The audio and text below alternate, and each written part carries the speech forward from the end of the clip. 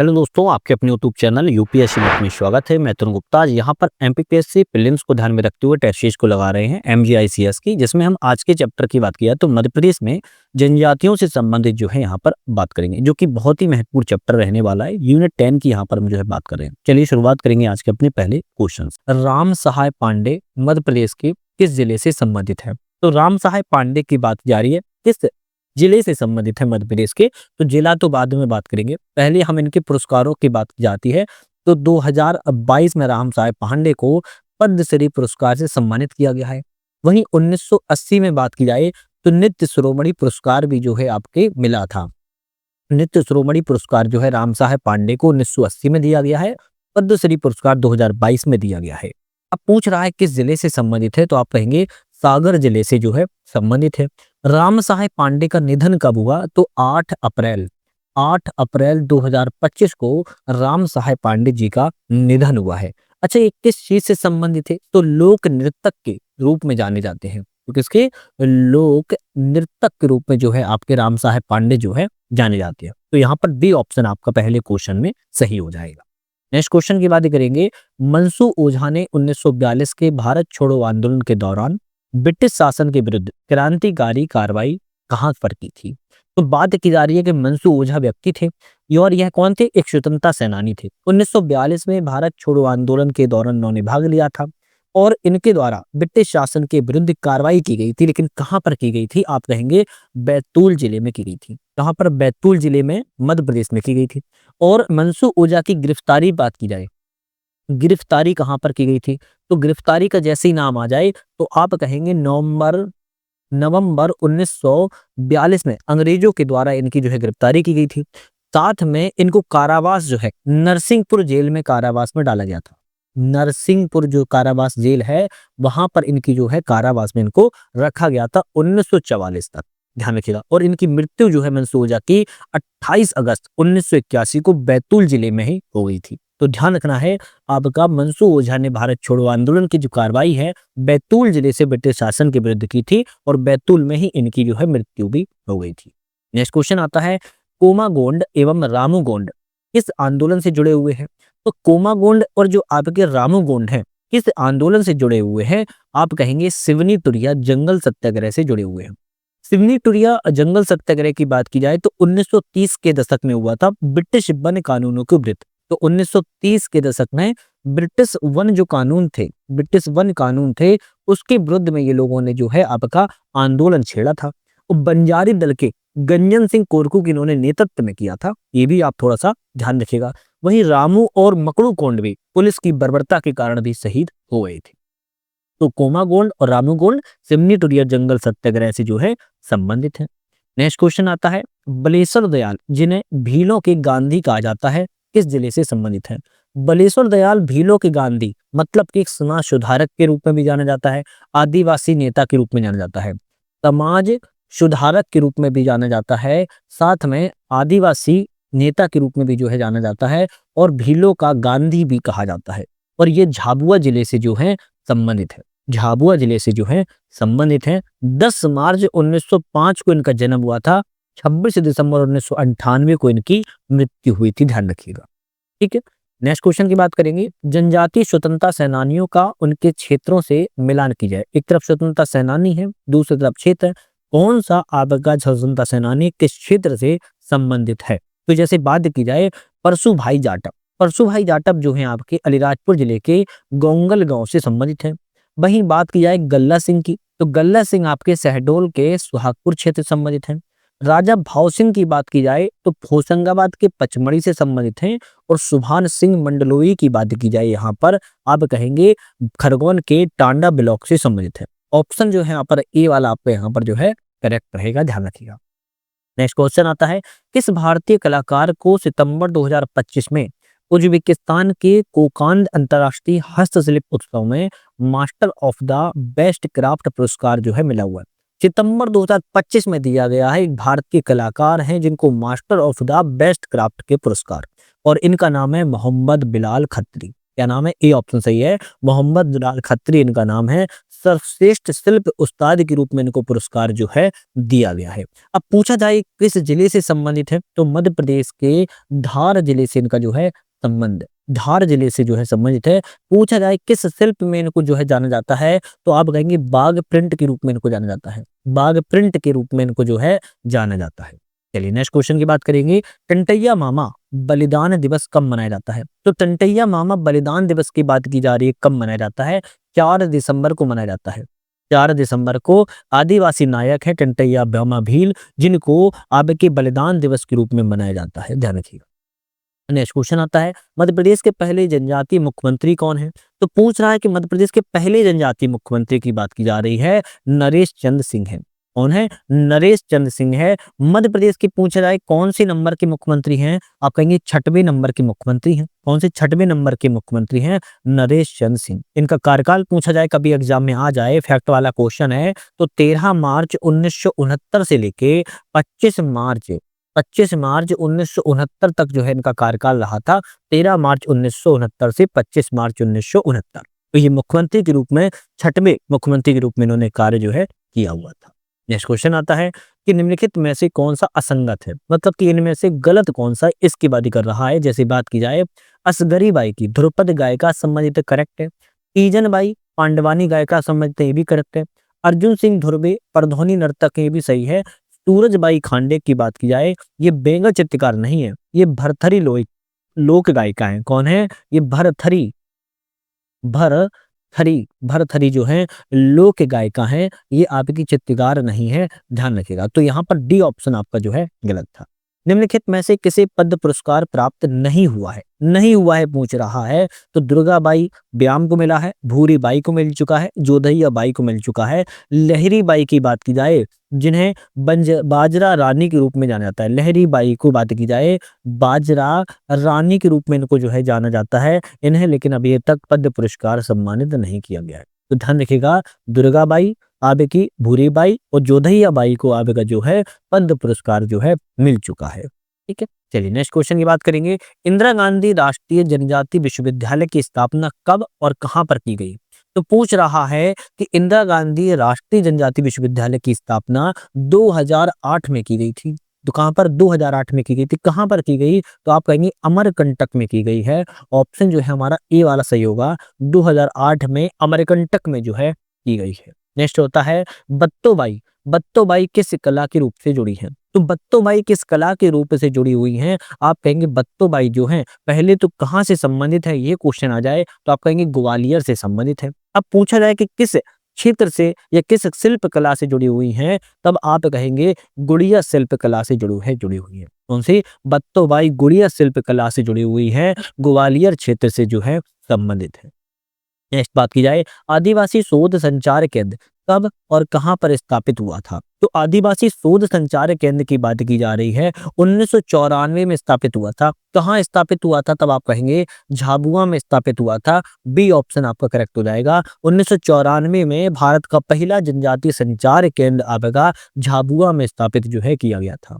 चौमासा पत्रिका का प्रकाशन किस संस्था के द्वारा किया जाता है, चौमासा पत्रिका का प्रकाशन की बात की जाए जनजातीय लोक कला एवं बोली विकास अकादमी संस्था के द्वारा की जाता है, और यह पत्रिका 1983 से निरंतर प्रकाशित जो है की जा रही है, और यह जो है भोपाल में है। कहां पर, भोपाल में है, ध्यान रखिएगा। चलिए नेक्स्ट क्वेश्चन की बात ही करेंगे। सामुदायिक रेडियो केंद्र हैं और उनके स्थानों की सूची है। एक तरफ सामुदायिक रेडियो रैन और उनका स्थान कहां पर है, जैसे बात की जाए सहारिया सामुदायिक रेडियो केंद्र, सहारिया सामुदायिक रेडियो केंद्र की बात की जाए कहां पर है, आप कहेंगे श्योपुर में है। कोरकू सामुदायिक रेडियो केंद्र की बात की जाए आप कहेंगे खंडवा जिले में है।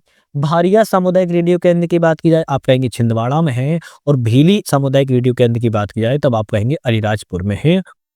आपका ऑप्शन जो है ए वाला यहाँ पर जो है करेक्ट हो जाएगा। अच्छा, ये तो पता होगा ना, अलीराजपुर का नाम जो है बदल चुका है, बड़ा हो चुका है ना, ये तो पता ही होगा, ध्यान कर लो, नहीं तो ऑप्शन में आ जाए इस बार गलत हो जाए। और ये चीज भी आपको पता होगा कि एमपीपीएससी ने बहुत सारे चेंज कर दिए हैं भाई साहब। पहले तो जो 100 क्वेश्चन होते थे 200 नंबर के, 200 नंबर के 100 क्वेश्चन होते थे, अब वो 300 नंबर के 100 क्वेश्चन हो चुके हैं। अभी तक नेगेटिव मार्किंग नहीं होती थी, अब नेगेटिव मार्किंग भी जो है हो चुकी है। एक क्वेश्चन पर 1 नंबर जो है काटा जाएगा, मतलब कि एक नंबर पर एक क्वेश्चन। जब आपके 3 क्वेश्चन गलत हो जाएंगे तब आपका एक सही क्वेश्चन जो है आपका गलत मान लिया जाएगा। तो अब थोड़ा-सा चेंज हो चुका है, लेकिन इस पर एक स्पेसिफिक वीडियो बना देंगे। पहले हम अपना सिलेबस कंप्लीट करते ध्यान दे रहे हैं, क्योंकि ये सारी चीज़ों के लिए आप लोग नेट पर भी देख लेते हो और उसके ऑफिशियल नोटिफिकेशन पे भी देख लेते हो। हमारा काम टेस्ट सीरीज है, बुक्स की आपको तैयारी करवाना है, उसको प्रॉपर तरीके से आप जो है लगातार कर सकें।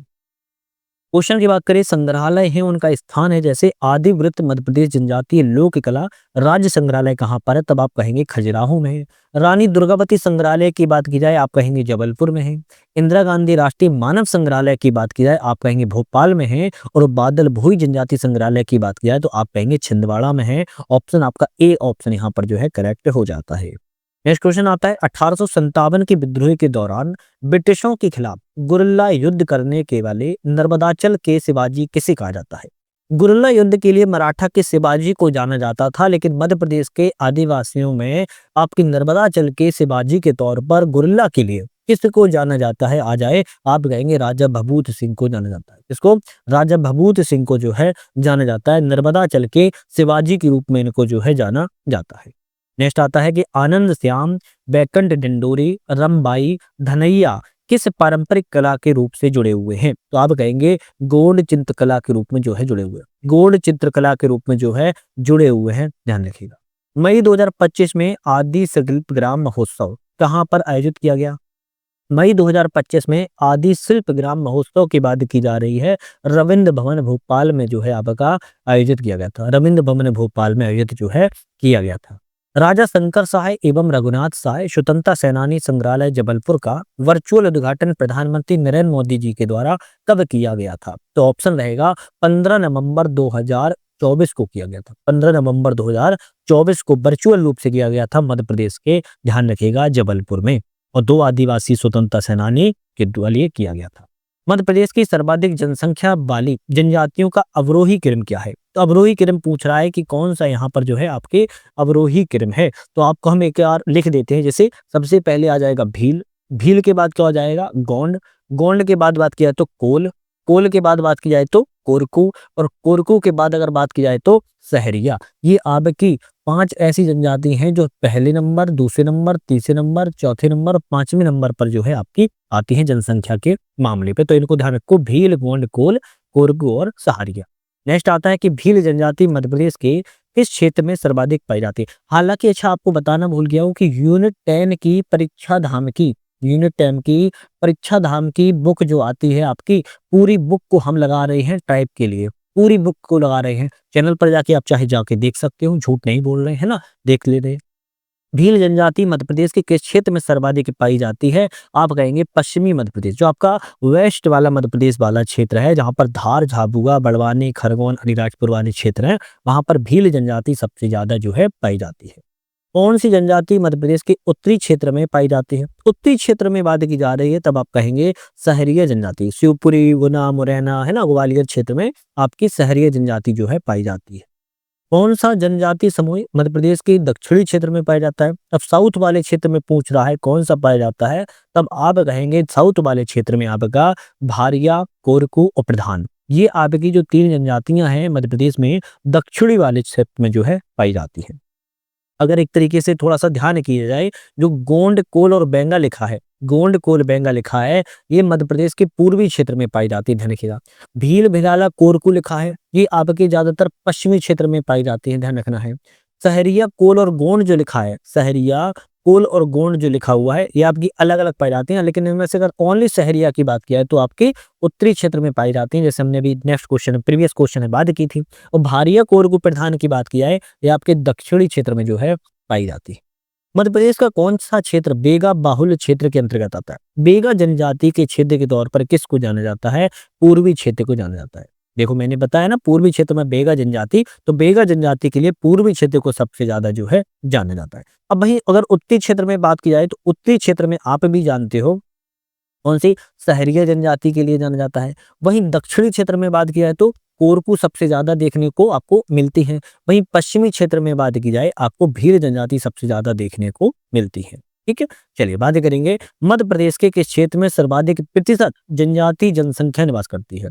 किस क्षेत्र में जनजाति प्रतिशत में पूछ रहा है सबसे ज्यादा जनजाति निवास करती है, तब आप कहेंगे पश्चिमी क्षेत्र में। पश्चिमी क्षेत्र में लगभग लगभग 36.27% आपकी जनजाति बहुल क्षेत्र है। वहीं दक्षिणी क्षेत्र में बात किया तो 23.28% जनजाति क्षेत्र है। वहीं पूर्वी क्षेत्र की बात की जाए तो 14% जो है आपके जनजाति क्षेत्र देखने को मिलता है।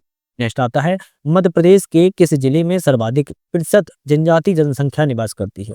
सर्वाधिक प्रतिशत जनजाति जनसंख्या निवास जो है आपके मध्य प्रदेश के किस क्षेत्र में निवास करती है, तब आप बोलोगे अलीराजपुर में। अलीराजपुर में कितना 88.98% जनसंख्या निवास करती है। वहीं झाबुआ में बात किया तो 87.00, डिंडोरी में बात किया तो 64 दशमलव आपकी 69%, वहीं बड़वानी में बात किया तो 69.42%। ध्यान रखिएगा। सौर जनजाति मध्य प्रदेश के किन जिलों में है, कौन सी बात की जा रही है, सौर जनजाति। इंग्लिश में बात की जाए तो इस तरीके से लिखा जाएगा, सौर जनजाति मध्य प्रदेश के किस जिलों में निवास करती है, तब आप कहेंगे टीकमगढ़ और छतरपुर आपका जो जिला है वहां पर सौर जनजाति जो है आपकी पाई जाती है। मध्य प्रदेश का न्यूनतम जनजाति जनसंख्या वाला जिला कौन सा है, तो सबसे कम जनजाति लोएस्ट ट्राइबल जो पॉपुलेशन है आपके मध्य प्रदेश के किस जिले में देखने को मिलती है, भिंड जिले में। भिंड में सबसे कम देखने को आपको मिलती है। ज्यादातर भिंड में केवल 6131 जनसंख्या जो है आपको देखने को मिल जाती है। वहीं सबसे ज्यादा बात की जाए तो धार में देखने को मिले कम से कम 12,22,814 आपको जो है देखने को मिल जाती है। चलिए, अगर बात की जाए प्रतिशत में, तो प्रतिशत में सबसे ज्यादा कौन सा जिला रहेगा, प्रतिशत में अलीराजपुर जिला रहेगा। कौन सा, अलीराजपुर जिला प्रतिशत में रहेगा, ध्यान रखना है। और न्यूनतम जनसंख्या में बात किया तो प्रतिशत में भी भिंड ही रहेगा, ये भी ध्यान रखिएगा। ठीक है, चलिए खैर, मध्य प्रदेश की किस जनजाति को विशेष पिछड़ी जनजाति के रूप में अधिसूचित नहीं किया गया है। विशेष पिछड़ी जनजाति के रूप में अधिसूचित नहीं किया, कौन सी जनजाति को, तब आप कहेंगे पारधी जनजाति को नहीं किया गया है। पारधी जनजाति को नहीं किया गया है। मध्य प्रदेश की 3 विशेष रूप से पिछड़ी जनजातियां हैं, कौन कौन सी हैं, एक आपकी बेंगा है, दूसरी आपकी भारिया है और तीसरी आपकी सहारिया है। कौन सी है, बेंगा, भारिया और सहारिया, ये 3 जनजाति मध्य प्रदेश में विशेष पिछड़ी जनजाति के रूप में जो है जानी जाती हैं, पीवीटीसीज के रूप में जो है आपकी आती है। मध्य प्रदेश में 3 जनजातियां आपकी विलोपित कर दी गई हैं। विलोपित का भी नाम सुन लो क्योंकि एग्जाम में आ सकता है। पारधी, आपकी मीना और आपकी कीर, ये 3 जनजातियां मध्य प्रदेश से भारत सरकार ने विलोपित घोषित कर दी हैं। और वहीं बेगा, भारिया, सहारिया को क्या कर दिया है, आपके सबसे विशेष पिछड़ी पीवीटीसीज में शामिल जो है कर दिया है। ये दोनों क्वेश्चन जो आपको बताए हैं हमने 30 नंबर पर ही सबसे ज्यादा इंपॉर्टेंट है, ध्यान रखिएगा। ठीक है, मध्य प्रदेश सरकार के द्वारा विशेष पिछड़ी जनजातियों के विकास और कल्याण के लिए कितने विकास अभिकरणों का गठन जो है किया गया है, तब आप कहेंगे 11 विकास अभिकरणों का गठन जो है किया गया अलग अलग जिले में, जैसे मंडला, बेहर, डिंडोरी, पुष्पराजगढ़, शहडोल, उमरिया, ग्वालियर, श्योपुर, शिवपुरी, गुना, तामिया, छिंदवाड़ा जिला, यहाँ पर जो है आपके 11 अभिकरण जो है घोषित किए गए। संविधान के किस अनुच्छेद में अनुसूचित क्षेत्र जनजाति क्षेत्रों के प्रशासन संबंधी प्रावधान का उल्लेख किया गया है। संविधान का कौन सा आर्टिकल कहता है, तब आप कहेंगे अनुच्छेद 244। आर्टिकल 244 अनुसूचित क्षेत्रों एवं जनजाति क्षेत्रों के प्रशासन से संबंधित जो है बात करता है। वहीं 366(25) की बात किया तो अनुसूचित जनजाति की परिभाषा के बारे में बात करता है। अनुच्छेद 275 की बात किया तो 5वीं और 6वीं अनुसूची की आवर्त विशेषकृत राज्यों के अनुदान सहायता के बारे में बात करता है। अनुच्छेद 17 अस्पृश्यता के अंत के बारे में बात करता है। लेकिन अनुसूचित क्षेत्रों एवं जनजाति क्षेत्रों के प्रशासन के बारे में, एडमिनिस्ट्रेटिव के बारे में जो है आपके अनुच्छेद 244 बात ही करता है। अनुसूचित जनजातियों के राष्ट्रीय आयोग का प्रावधान किस अनुच्छेद में है, तो राष्ट्रीय आयोग के प्रावधान की बात की जा रही है तो आप कहेंगे 338 ए में है। राष्ट्रीय आयोग का प्रावधान, नेशनल कमीशन शेड्यूल ट्राइब्स की बात की जा रही है, आपके किस आर्टिकल में है, आपके 338 ए के तहत जो है आपके रखा गया है। 89वें संविधान संशोधन अधिनियम 2003 के माध्यम से इसको जो है जोड़ा गया था। इस अनुसूची के तहत राष्ट्रपति किसी क्षेत्र को अनुसूचित क्षेत्र घोषित कर सकते हैं। किस आपकी अनुसूची के शेड्यूल के तहत कर सकते हैं, तब आप कहेंगे क्या कहेंगे, तब आप कहेंगे अनुसूची 5 के तहत। अनुसूची 5 के तहत राष्ट्रपति चाहे तो किसी अनुसूचित क्षेत्र को आपकी घोषित जो है कर सकते हैं। लेकिन ध्यान रखना है, इसमें असम, मेघालय, त्रिपुरा, मिजोरम राज्य को छोड़कर यहाँ पर बात की जाती है। किस संविधान संशोधन के द्वारा अनुसूचित जनजातियों के लिए लोकसभा और राज्य विधानसभाओं में सीटों का आरक्षण 2030 तक के लिए बढ़ा दिया गया है। तो अभी नया अपडेटेड क्वेश्चन है भैया, पूछा जा रहा है कि अनुसूचित जाति में आपकी जनजातियों के लिए लोकसभा और राज्य विधानसभा में आपकी लोकसभा और स्टेट लेजिस्लेटिव असेंबली में 2030 तक 30 तक के सीटों का आरक्षण जो है किस संविधान के संशोधन के तहत बढ़ा दिया गया है। तो पहले तो आर्टिकल समझ लो, किस आर्टिकल के तहत प्रावधान है, 334 के तहत। अब पूछ रहा है कितने, तो 10 वर्ष के तक के लिए, लेकिन यहाँ पर 104वें संविधान संशोधन के तहत जो है बढ़ा दिया गया। कब हुआ था, तो आप कहेंगे 104वां संविधान संशोधन अधिनियम 2019 में बढ़ाया गया था 10 वर्ष के लिए, मतलब कि 2020 से लेके 2030 तक के लिए जो है आपके सीटों का आरक्षण को बढ़ा दिया गया था। तो ये थोड़ा अपडेटेड रहेगा क्वेश्चन, थोड़ा इसको याद रखो। इस अनुच्छेद में प्रावधान है कि मध्य प्रदेश राज्य में जनजातियों के कल्याण हेतु एक पृथक मंत्री होगा। किस आपके अनुच्छेद में है, तो आप कहेंगे अनुच्छेद 164 के 1 में कहा गया है कि मध्य प्रदेश राज्य में जनजातियों कल्याण के लिए एक अलग से मंत्रियों को जो है आपका रखा जाएगा।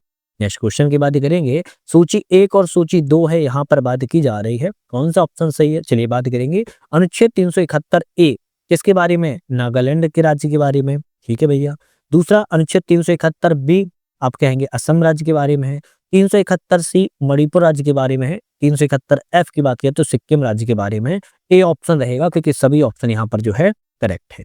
नेक्स्ट क्वेश्चन आता है, अनुसूचित जनजातियों को ग्राम स्तर पर विशेष सुशासन के लिए कौन सा अधिनियम लागू किया गया। तो ग्राम स्तर पर विलेज लेवल पर पूछ रहा है विशेष सुशासन के लिए किस अधिनियम को लागू किया गया है, तब आप कहेंगे पंचायत अनुसूचित क्षेत्रों का विस्तार अधिनियम 1996 के माध्यम से जो है पैसा, क्या कहेंगे, पैसा के माध्यम से जो है विस्तार जो है किया गया है। नेक्स्ट क्वेश्चन आता है, पंचायतों में अनुसूचित जनजातियों के लिए स्थानों का आरक्षण किस अनुच्छेद में वर्णित है। पंचायतों में अनुसूचित जनजातियों के लिए स्थानों का आरक्षण किस अनुच्छेद में वर्णित है, तब आपका ऑप्शन रहेगा अनुच्छेद 243 डी में वर्णित है। अच्छा, 243 बी में किसके बारे में, तो पंचायतों के गठन के बारे में, पंचायतों के गठन के बारे में। और 243 सी में बात किया तो पंचायतों की संरचना के बारे में। और 243 ई की बात किया तो पंचायतों की अवधि के बारे में जो है बात यहाँ पर की गई है। नेक्स्ट आता है, विशेष रूप से पिछड़ी जनजातियों को औपचारिक वर्गीकरण किस समिति या आयोग की सिफारिश पर हुआ है।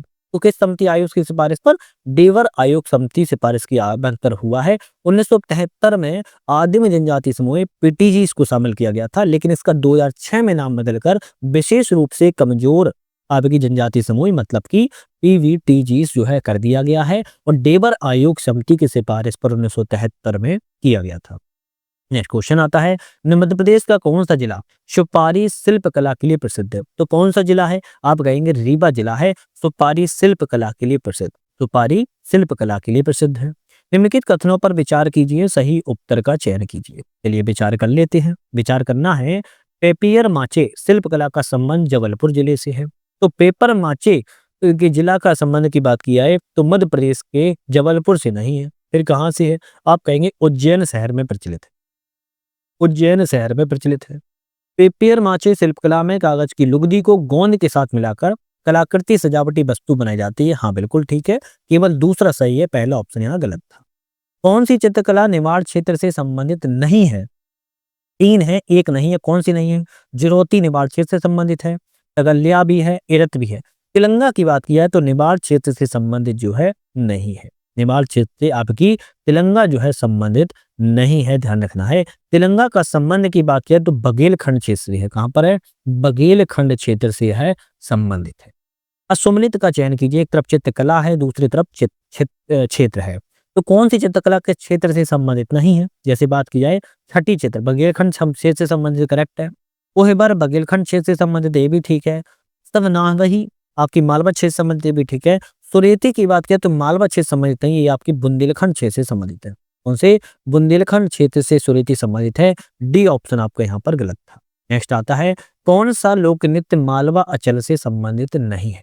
तो ऐसा कौन सा लोक नृत्य है जो कि मालवा अंचल से संबंधित नहीं है, तो पूछा जाए मटकी है, आड़ा खड़ा है और रजवाड़ी है, जबकि डिमराई का संबंध मालवा अंचल से नहीं है। तो डिमराई का संबंध किससे है, आप कहेंगे बुंदेलखंड क्षेत्र से है, बुंदेलखंड क्षेत्र से आपका डिमराई का संबंध है, जबकि मटकी, रजवाड़ी और आड़ा खड़ा का संबंध मालवा अंचल से संबंधित है। नेक्स्ट आता है, एक तरफ लोक गायन है, दूसरी तरफ क्षेत्र है, इनको मिलाना है, कौन सा लोक गायन किस क्षेत्र से संबंधित है। जैसे बात की जाए हीड़ गायन की बात की जाए तो आपके मालवा क्षेत्र से संबंधित है। मासाणिया की बात की जाए तो निमाड़ क्षेत्र से संबंधित है। बैराइटा की बात की जाए तो बुंदेलखंड क्षेत्र से संबंधित है। और बिरहा की बात की जाए तो आपके कहाँ संबंधित है, बघेलखंड से संबंधित है। आपका यहाँ पर डी ऑप्शन जो है करेक्ट यहाँ पर हो जाता है।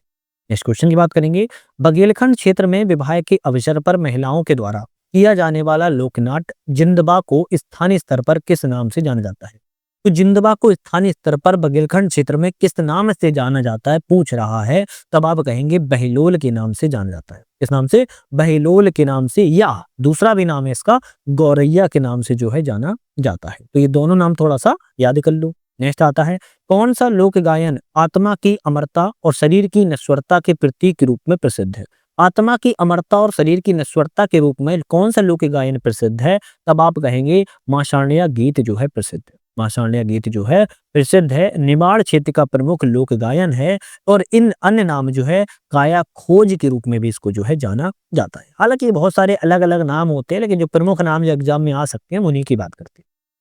मध्य प्रदेश के बुंदेलखंड में प्रचलित सुरेती क्या है। तो अभी बताया भी था सुरेती क्या है, आप कहेंगे एक लोक चित्रकला के रूप में सुरेती जो है बुंदेलखंड में सम्मिलित प्रचलित है। और यह ज्यादातर दीपावली के अवसर पर लक्ष्मी पूजा के रूप में इसको जो है किया जाता है। तो ऑप्शन रहेगा सुरेती बुंदेलखंड क्षेत्र से संबंधित है। नेक्स्ट आता है 50 नंबर क्वेश्चन, मध्य प्रदेश की मध्यकालीन साहित्यकारों को किस श्रेणी में शामिल नहीं है। तो आप कहेंगे पद्यकार श्रेणी में केशवदास है, भूषण है, भृतहरि जो है शामिल नहीं है। डी ऑप्शन आपका जो है गलत हो जाएगा, क्योंकि भृतहरि जो है प्राचीन कालीन साहित्यकार से संबंधित है, प्राचीन काल से संबंधित है। और आपके केशवदास, पद्माकर और भूषण जो है मध्यकाल से संबंधित है। कि कालिदास के किस ग्रंथ में, एक मिनट बात की जाए, कालिदास के किस ग्रंथ में अमरकंटक के सौंदर्य का जो चित्रण है वो प्राप्त होता है। तो कालिदास का ऐसा कौन सा ग्रंथ है जिसमें अमरकंटक के सौंदर्य का चित्रण जो है प्राप्त होता है। आप कहेंगे मेघदूतम। मेघदूतम में अमरकंटक के सौंदर्य का चित्रण जो है प्राप्त होता है। नर्मदा के उद्गम स्थल के बारे में जो है बताया गया है। अब थोड़ा सा अगर कालिदास के बारे में पूछा जाए कि इनका जन्म कहाँ हुआ था, तो इनका जन्म स्थली जो है उज्जैन में ही इनकी जो है जन्म स्थली है। भारत के शेक्सपियर के रूप में इनको जो है जाना जाता है। भारत के कवि पूछा जाए तो शेक्सपियर के रूप में कालिदास को जो है जाना जाता है, ध्यान रखिएगा। हालांकि कालिदास की और भी रचनाएं हैं, जैसे अभिज्ञान शकुंतलम है, कुमार संभव है, ऋतु संहारम है, ये सभी कालिदास की ही आपकी रचनाएं हैं। लेकिन अमरकंटक के सौंदर्य का चित्रण जो है मेघदूतम में मिलता है। निम्नलिखित में से कौन सी रचना कालिदास के नाटक समूह में शामिल नहीं है। अब पूछ रहा है नाटक समूह में शामिल कौन सी नहीं है ना। तो बात की जाए यहाँ पर अभिज्ञान शकुंतलम है, विक्रमोवंशी है और मालविका मित्रम भी है। लेकिन रघुवंशम कालिदास का क्या है, नाटक समूह में नहीं है, क्योंकि रघुवंशम क्या है, एक महाकाव्य है। रघुवंशम की बात की जाए तो महाकाव्य, तो डी वाला ऑप्शन यहाँ पर गलत हो जाएगा। अच्छा, कालिदास के 3 नाटक है, अभिज्ञान शकुंतलम, विक्रमोवंशियम और मालविका मित्रम। महाकाव्य की बात की जाए तो एक तो रघुवंशम हो जाएगा, दूसरा आपका कुमार संभव। कौन सा है, कुमार संभव। ये भी आपका कालिदास का क्या है, ये महाकाव्य है। कालिदास के 2 खंड काव्य भी हैं, कभी आ जाए तो ये भी याद रखिएगा। 2 खंड काव्य हैं, कौन कौन से, एक आपका है मेघदूतम। कौन सा आता है, मेघदूतम। दूसरा आता है ऋतु संहारम। ऋतु संहारम ये आपके कालिदास के खंड काव्य है। तो नाटक, महाकाव्य और खंड काव्य ये कालिदास के आपको याद करनी है। भारत के मिल्टन नाम से प्रसिद्ध साहित्यकार भवभूति का वास्तविक नाम क्या है। तो देखो, भवभूति जो है भारत के मिल्टन के नाम से प्रसिद्ध है और एक साहित्यकार हैं, लेकिन इनका वास्तविक नाम की बात की जाए तो श्रीकंठ इनका वास्तविक नाम है। चलिए बात की जाए असत्य कथन का पहचाने, असत्य कथन का चयन कीजिए। गलत ऑप्शन कह रहा है केशवदास को गर्दभिल्ल नरेश इंद्रजित का संरक्षण प्राप्त हुआ था। तो ध्यान रखना है, पहली बात तो केशवदास को ओरछा के नरेश इंद्रजीत का संरक्षण प्राप्त हुआ था, ना कि गर्दभिल्ल का। तो नरेश इंद्रजीत जो थे वो कहाँ के थे, ओरछा के थे, और ओरछा से ही इनको जो है संरक्षण जो है प्राप्त हुआ था, ना कि गर्दभिल्ल से। तो पहला गलत हो गया। भूषण को बुंदेला शासक छत्रसाल का संरक्षण प्राप्त हुआ था, सही है। पद्माकार को ग्वालियर के सिंधिया शासक दौलतराव का संरक्षण प्राप्त हुआ था, सही है। बाणभट्ट को राजा हर्षवर्धन का संरक्षण प्राप्त हुआ था, ये भी सही है। पूछ रहा था कौन सा गलत है, ए ऑप्शन यहाँ पर गलत था। नेक्स्ट बात की जाए, बालकृष्ण शर्मा नवीन का संबंध मध्य प्रदेश के किस जिले से है? तो बालकृष्ण शर्मा नवीन का संबंध जो है आपका, इनका संबंध मध्य प्रदेश के शाजापुर से है। अब शाजापुर से इनका क्या हुआ था? जन्म हुआ था। तो इनकी उपलब्धियों के बारे में अगर बात की जाए, इनका जन्म शाजापुर में हुआ था। इनकी उपलब्धियों के बारे में बात की जाए तो राज्यसभा, लोकसभा और राजभाषा आयोग के सदस्य के रूप में ये जो है रह चुके हैं। इनकी कुछ कविताएं भी हैं, जैसे उर्मिला और रश्मि रेखा। कौन सी?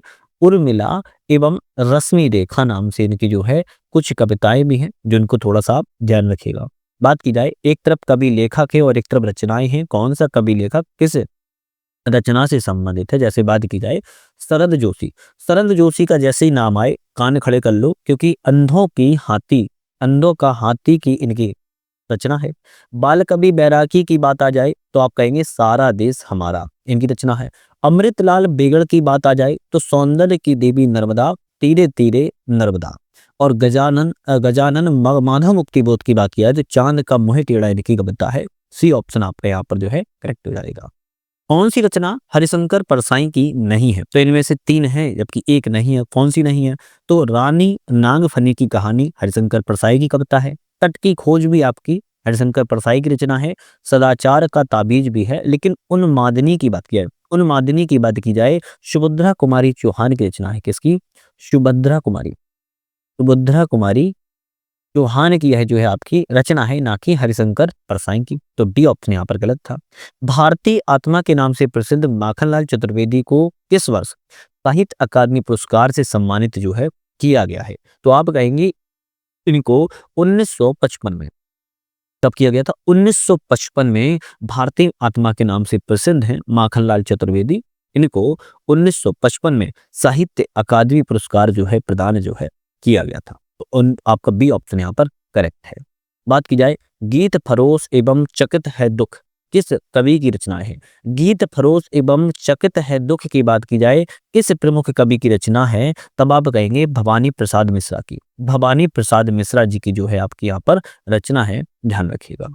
चलिए नेक्स्ट क्वेश्चन की बात कर लेते हैं। निम्नलिखित में कथनों पर विचार करना है और कूट का सही उत्तर देते हुए बताना है कौन सा ऑप्शन यहाँ पर जो है करेक्ट है। चलिए बात की जाए, एक मिनट, अगर हम बात करें, पहला कथन कहता है कि राजा भोज 17वीं शताब्दी के परमार राजवंश के शासक थे, जिन्होंने मालवा क्षेत्र पर जो है शासन किया था। क्या ये सही है? भाई हम कहेंगे राजा भोज का पहली बात तो शासनकाल 1010 ईस्वी से 1055 ईस्वी का है। 1010 ईस्वी से 1055 जो है ईस्वी तक का माना जाता है। और वह परमार राजवंश के शासक थे और इनकी राजधानी धारा नगरी थी। राजधानी क्या थी? धारा नगरी इनकी जो है राजधानी थी।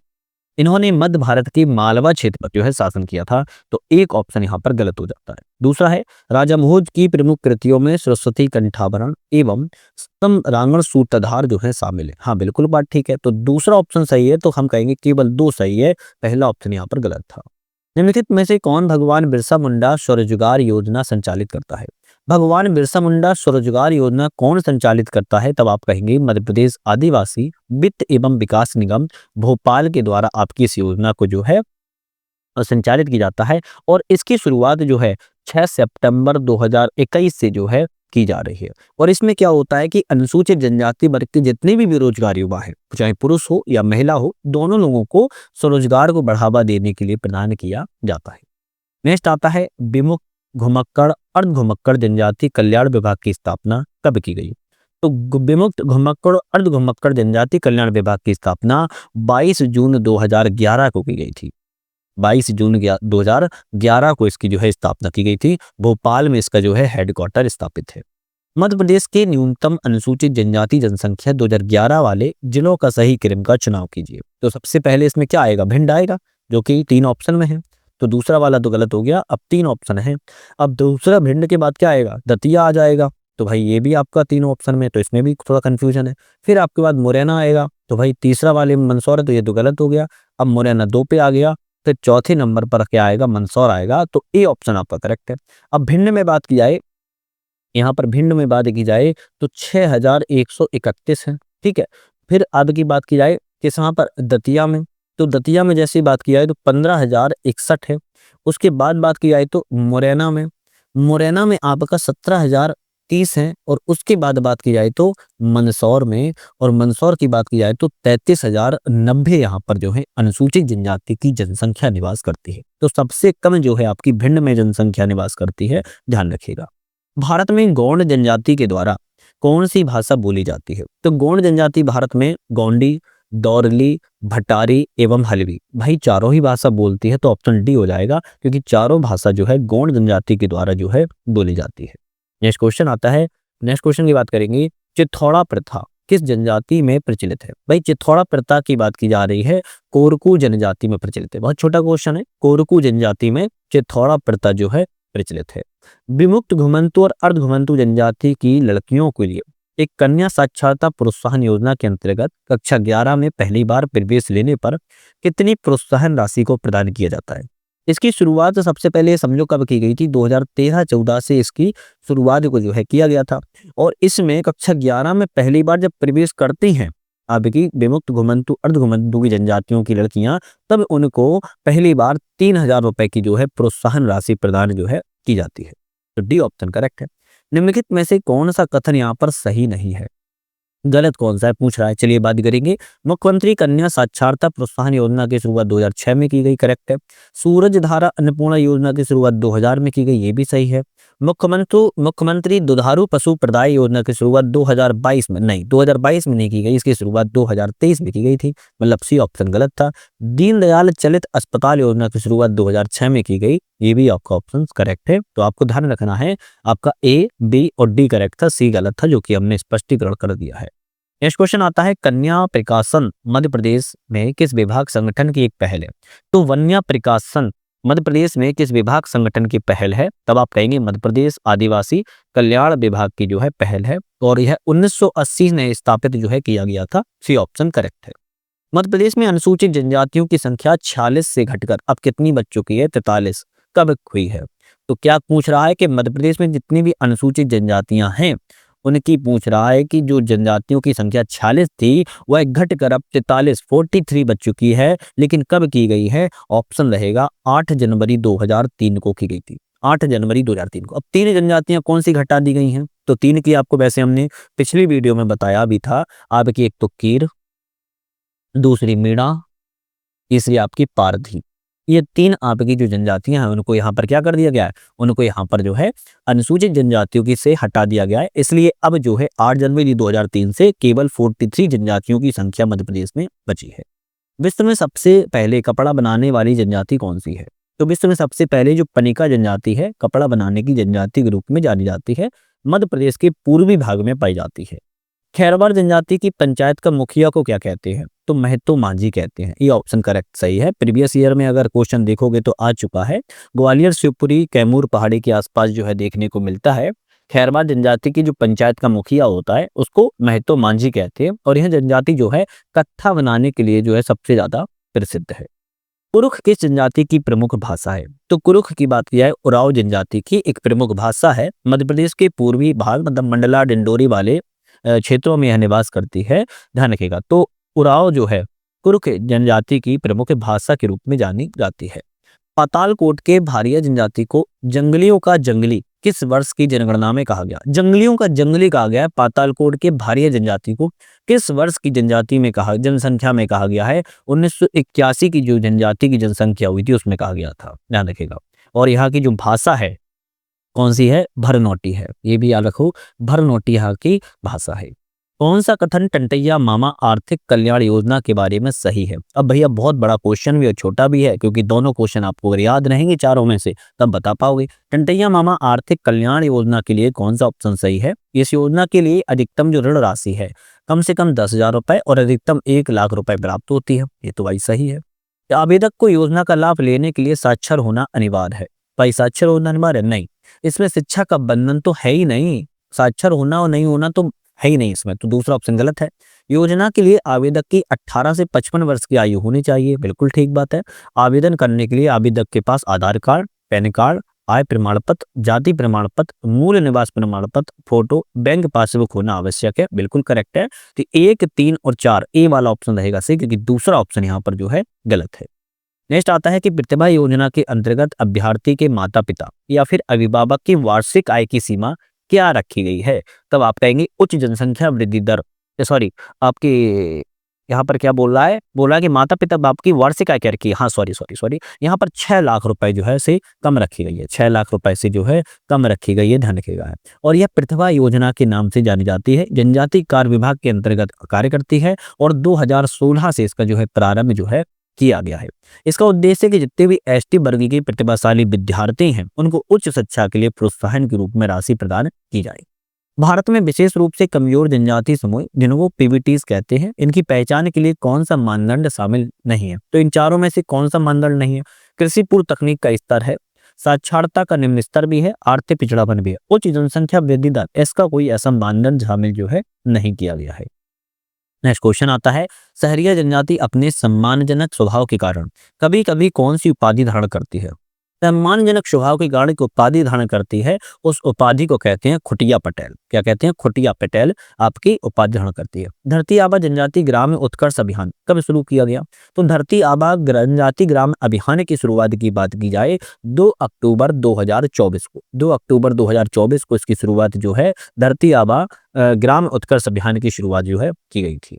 मध्य प्रदेश में राज्य विमुक्त घुमक्कड़ अर्ध घुमक्कड़ जाति अभिकरण में कितने सरकारी सदस्य जो है शामिल किए जाते हैं? बहुत अच्छा क्वेश्चन है। 6 सदस्यों को जो है शामिल किया जाता है। 6 सदस्यों को शामिल किया जाता है। एक अध्यक्ष होता है, 6 सरकारी सदस्य होते हैं, 5 गैर सरकारी सदस्य होते हैं। तो इसमें कौन हो गया? एक इसमें अध्यक्ष हो जाता है, 6 इसमें सरकारी सदस्य हो जाते हैं, ध्यान रखिएगा सरकारी सदस्य हो जाते हैं, और नेक्स्ट इसमें आपके 5 जो होते हैं वो गैर सरकारी सदस्य हो जाते हैं। तो आपको ध्यान रखना है इसमें टोटल जो है 5 और 1 6 और एक कितना हो जाए 6 5 11 और 12 सदस्यों को जो है शामिल किया जाता है। निम्नलिखित कथनों पर विचार करें, इनमें से कौन सा ऑप्शन गलत है? भाई नीचे भी पढ़ दिया करो, पूछ क्या रहा है, गलत पूछ रहा है, क्या पूछ रहा है। चलिए, मध्य प्रदेश सरकार के द्वारा घुमंतु अर्ध घुमंतु सदस्यों के कल्याण के लिए भीखू रामजी हिदायती आयोग का गठन जो है किया गया है। क्या ये सही है? तो हम कहेंगे भाई गलत है। क्या है? गलत है, क्योंकि मध्य प्रदेश सरकार ने नहीं बल्कि महाराष्ट्र सरकार ने किया हुआ है। तो पहला ऑप्शन यहाँ पर क्या है? गलत है। दूसरा कहता है कि मध्य प्रदेश ने 21 विमुक्त और 30 घुमंत अर्ध घुमंतु जनजातियां मान्यता प्राप्त हैं। बिल्कुल बात करेक्ट है। तो टोटल कितनी हो जाती हैं? 51 हो जाती हैं। मध्य प्रदेश में राज्य में विमुक्त घुमक्कड़ अर्ध घुमक्कड़ जातीय विकरण गठन जो है 1996 में किया गया था। ये भी ठीक है। तो दूसरा और तीसरा तो सही है। क्वेश्चन पूछा है कौन सा गलत है, तो हम कहेंगे केवल पहला वाला गलत है, 2 ऑप्शन सही है, तो उसकी हमें बात करनी ही नहीं है। नेक्स्ट आता है 95वां इशलाका चित्र प्रदर्शनी किस चित्रकार की चित्रों का प्रदर्शनी में सह विक्रय जो है किया गया है? तो आप कहेंगे कम्मी बाई का किया गया। कम्मी बाई की बात यहाँ पर अगर की जाए तो थोड़ा सा इनको ध्यान रखिएगा, क्योंकि एग्जाम में हो सकता है इस बार पूछ लिया जाए।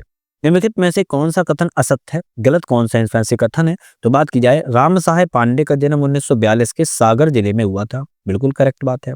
इन्होंने बेडिया समुदाय के राई नृत्य को राष्ट्रीय और अंतर्राष्ट्रीय स्तर पर पहचान दिलाई। ये भी ठीक है। 1983 में शिखर सम्मान प्रदान किया गया। ये भी ठीक है। 2022 में इन्हें पद्मश्री से सम्मानित जो है किया गया। तो 2022 में इन्हें पद्मश्री से नहीं बल्कि 2021 में इन्हें पद्मश्री सम्मानित किया गया था। डी ऑप्शन यहाँ पर जो है आपका गलत था। रमढोल नृत्य किस जनजाति संबंधित है? रमढोल नृत्य की बात की जाए तो भारिया जनजाति संबंधित है। सी ऑप्शन यहाँ पर आपका सही है। नेक्स्ट आता है कि एक तरफ रचना है और एक तरफ रचनाकार है। किस रचनाकार ने कौन सी रचना की है? जैसे बात की जाए तो चंदेलकालीन लोक महाकाव्य की बात की जाए नर्मदा प्रसाद गुप्ता की रचना है। राम और रामराज्य की बात की जाए कृष्ण गोपाल मिश्रा की रचना है। गोंड भील की बात की जाए प्रोफेसर शरीफ मोहम्मद की रचना है। श्री रामचरितमानस भीली भावार्थ की बात की जाए भानुशंकर गहलोत की रचना है। ऑप्शन ए वाला यहाँ पर जो है आपका करेक्ट हो जाता है। चलिए नेक्स्ट क्वेश्चन तरफ बढ़ेंगे। महुआ महोत्सव 2025 का आयोजन कहाँ पर किया गया? महुआ महोत्सव 2025 के आयोजन की बात की जा रही है भोपाल में जो है किया गया था। इस वर्ष जो है 6 से 10 जून 2025 को किया गया था और इस वर्ष का यह 12वें नंबर का वर्षगांठ था। ये भी आपको ध्यान रखना है। कहाँ पर हुआ था? आपके भोपाल में हुआ था। मध्य प्रदेश की कौन सी जनजाति गल बापजी को अपना इष्ट देव मानती है? तो आप कहेंगे भील जनजाति है। कौन सी है? भील जनजाति है, ध्यान रखिएगा। ऐसा आता है गोंड जनजाति में गांव के मुखिया को क्या कहते हैं? भाई गोंड जनजाति में गांव के मुखिया को क्या क्या कहते हैं? मुकंदम कहते हैं। क्या कहते हैं? मुकंदम जो होता है गांव के मुखिया को कहते हैं, जिसे गोटिया भी कहा जाता है। अगर दूसरा नाम पूछे जाए तो कभी इसे गोटिया भी जो है कहा जाता है। ठीक है। चलिए बात करिए नेक्स्ट क्वेश्चन की। गोंडी बोली निम्न में से कौन सी लिपि प्रयुक्त होती है? गोंडी बोली में कौन सी लिपि प्रयुक्त होती है? तब आप कहेंगे देवनागरी लिपि जो है प्रयुक्त होती है। करस कौवा संस्कार के जनजाति सम्मिलित है। करस कौवा संस्कार की बात की जाए, बैगा जनजाति में एक विवाह संस्कार होता है। क्या होता है? एक विवाह संस्कार होता है, उसी को हम करस कौवा संस्कार के रूप में जानते हैं। लहंगी नृत्य किस जनजाति के द्वारा किया जाता है? लहंगी नृत्य की बात की जाए किस जनजाति के द्वारा किया जाता है? सहरिया जनजाति करती है। और यह लहंगी नृत्य जो है आपकी श्रावण मास में किया जाता है, रक्षाबंधन की पूर्णिमा के दूसरे दिन। भुजरियों का त्योहार होता है, जो आपने अगर गांव लोग के हैं तो भुजरिया नाम सुना होगा। भुजरियों के द्वारा किया जाता है, पुरुषों द्वारा लहंगी नृत्य किया जाता है, उसी को सहरिया जनजाति में इसको प्रसिद्ध है। नेक्स्ट क्वेश्चन की बात करेंगे। भारिया जनजाति के कृषि देवता हैं। अब भारिया जनजाति के कृषि देवता कौन है? तो आप कहेंगे भीमसेन। भीमसेन जो है भारिया जनजाति के कृषि देवता के रूप में जो है जाने जाते हैं। ठीक है। लिलार कोठी का उपयोग किया जाता है। लिलार कोठी का उपयोग कहाँ किया जाता है? तब आप कहेंगे लिलार कोठी का उपयोग जो है आपके किस क्षेत्र में किया जाता है? अनाज संग्रह के लिए किया जाता है। कौन सी जनजाति करती है? गोंड जनजाति करती है। ध्यान रखिएगा, गोंड जनजाति जो है करती है। और किसके लिए करती है? अनाज संग्रह के लिए जो है करती है, जिसे लिलार कोठी कहा जाता है। कोरकू जनजाति से संबंधित चकमक क्या है? तो कोरकू जनजाति से संबंधित चकमक की बात की जा रही क्या है? आप कहेंगे पत्थर। चकमक होता है पत्थर का उपयोग को कहते हैं। कोलदेव का वर्णन किस ग्रंथ में मिलता है? भाई कोलदेव का जो वर्णन है गार्गी संहिता में मिलता है। इंपॉर्टेंट क्वेश्चन है, इसको थोड़ा जरूर ध्यान रखिएगा। चलिए नेक्स्ट बात करेंगे। कौन सा कथन यहाँ पर असत्य है, मतलब कि गलत इनमें से कौन सा कथन है? चलिए बात करें गलत ऑप्शन की। तो रीवा के कोल की मूल बोली बघेली है। भाई ये तो बात ठीक लिखा है। सीधी के कोल में भोजपुरी मिश्रित बघेली बोली जाती है, तो ये भी ठीक है। तो इनमें से कोई गलत ही नहीं है, तो हम कहेंगे ना तो पहला ना ही दूसरा गलत है, दोनों ऑप्शन यहाँ पर सही है। उड़द दाल को शुभ संकेत किस जनजाति के द्वारा माना जाता है? उड़द दाल होती है, उड़ने वाली दाल नहीं होती है ना, उड़द की दाल होती है, उसको शुभ संकेत मानती है। लेकिन कौन सी जनजाति मानती है? तो अगरिया जनजाति जो है मानती है। अगरिया जनजाति के द्वारा शुभ संकेत जो है माना जाता है। बात की जाए उज्जबन जनजाति संस्कार किससे संबंधित है? तो उज्जबन जनजाति संस्कार की बात की जाए, आप कहेंगे दाह संस्कार से संबंधित है। किससे? दाह संस्कार से उज्जबन जनजाति का जो है आपका संबंधित है। चलिए नेक्स्ट क्वेश्चन की बात करेंगे। निम्नलिखित कथनों पर विचार करना है और यहाँ पर कौन सा ऑप्शन जो है आपका करेक्ट है। बात की जाए कुल महिलाएं गुदना प्रिय होती है। कैसी होती है? अपने शरीर पर जो है गुदवा लेती हैं कुछ ना कुछ, तो कुल महिलाएं गुदना प्रिय होती है, करेक्ट है। थोड़ी बाय हाथ पैर पर कुल महिलाएं गुदना अवश्य लिखवाती हैं, ये भी करेक्ट है। तो दो का करेक्ट। आदि गुदना जो है आदिम जीवन के प्रतीक चिन्ह है, तो तीनों सही हैं। तो 1 2 3 हम कहेंगे तीनों ऑप्शन करेक्ट है। तरंग नसैनी के बारे में कौन सा कथन सही है? तरंग नसैनी के बारे में कौन सा सही है? तो यह बेगा जनजाति संबंधित मानता है। तो बेगा से नहीं है, बल्कि यह गोंड जनजाति से जो है संबंधित मानता है। पहला गलत हो गया। यह मंडला के चौगाने नामक स्थान पर स्थापित है, सही है। ये से नसैनी स्वर्ग जाने का मार्ग है, ये भी करेक्ट है। तो दूसरा और तीसरा ऑप्शन यहाँ पर करेक्ट है। भील जनजाति में धार्मिक संस्कार संपन्न करवाने वाले व्यक्ति को क्या कहा जाता है? तो आपको क्या कहा जाएगा? भोपा कहा जाता है। भील जनजाति में धार्मिक संस्कार संपन्न करवाने वाले व्यक्ति को भोपा के रूप में जो है जानते हैं। तो ध्यान रखना है, आज हमने यहाँ पर 100 क्वेश्चनों की बात की, जो कि बहुत ही ज्यादा महत्वपूर्ण है। अब इसी तरह हमारे चैनल पर मल्टीपल तहसील लगती रहती हैं, आप सभी को पता है, अलग अलग सब्जेक्ट की लगती हैं। तो आप लोग सभी वीडियो देखा करो, जिससे कि इंपोर्टेंट रहे और आपके एग्जाम्स के लिए हेल्पफुल रहे। बाकी हम यहाँ पर परीक्षा नाम हो गया, सिलेक्शन तक हो गया, यूनिट 10 हो गया, सभी किताबों की PDF की वीडियो बना रहे हैं, वो भी आप जाके जरूर देख लीजिएगा। चैनल पर बने रहने के लिए आप सभी का बहुत बहुत धन्यवाद।